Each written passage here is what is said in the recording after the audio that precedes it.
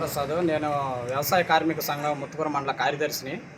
అదేవిధంగా ఈ ముత్తుకూరు మండలంలో బ్యాలెన్స్ ఉన్నటువంటి మత్స్యకారేతర ప్యాకేజీ 18,050 రూపాయల కోసం ఈ నెల 24వ తేదీన ముత్తుకూరు మండలం ఉన్నటువంటి అన్ని గ్రామాల ప్రజానీకాన్ని సేకరించి అర్జీల రూపంలో సోమవారం రోజున జిల్లా కలెక్టర్ గారికి విన్నవించడం జరిగింది. అదేవిధంగా ఈ విషయం పైన మన జిల్లా కలెక్టర్ గారు కూడా సానుకూలంగా స్పందించారు. అదేవిధంగా ముత్తుకూరు మండలంలో మిగతా గ్రామాలైనటువంటి ప్రజానీకం కూడా ఈరోజు మా వద్దకు రావడం జరిగింది. అదేవిధంగా 2006 సంవత్సరంలో ఈ చుట్టుపక్కల ఉన్నటువంటి పరిశ్రమలు అదేవిధంగా యాజమాన్యం ఆ రోజు కుదుర్చుకున్నటువంటి ఒప్పందం ప్రకారం ప్రతి కుటుంబానికి 43,050 రూపాయలు ఆ రోజు మత్స్యకారేతర ప్యాకేజీ ఇవ్వాలని ఆ రోజు నిర్ణయించడం జరిగింది.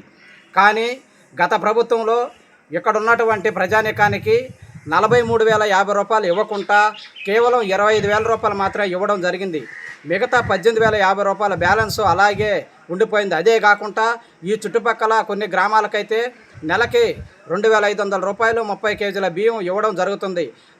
ఇచ్చేటువంటి గ్రామాలకే కాకుండా ముత్తుకూరు మండలం ఉన్నటువంటి చుట్టుపక్కల అన్ని గ్రామాలకు కూడా నెలకే 2,500 రూపాయలు 30 కేజీల బియ్యం ఇవ్వాల్సిందిగా కోరుకుంటూ, అదేవిధంగా ఈ చుట్టుపక్కల సుమారు 12 పామాయిల్ కంపెనీలు, 3 థర్మల్ ప్లాంట్లు, 1 కృష్ణాపట్నం పోర్టు నిర్మించడం జరిగింది.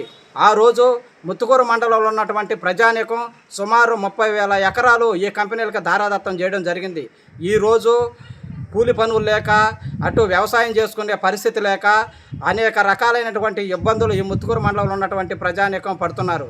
కానీ ఇక్కడ ఉన్నటువంటి అధికార యంత్రాంగం అధికారులు అయితేనేమి మీరందరూ దీన్ని దృష్టిలో పెట్టుకొని ఈ ముత్తుకూరు మండలంలో ఉన్నటువంటి ప్రజానీకానికి బ్యాలెన్స్ ఉన్నటువంటి మత్స్యకారేతర ప్యాకేజీని వెంటనే ఇప్పించవలసిందిగా కోరుకుంటూ ఈ అవకాశం ఇచ్చినటువంటి మీ అందరికీ ధన్యవాదాలు తెలుపుకుంటూ సెలవు తీసుకుంటున్నాను.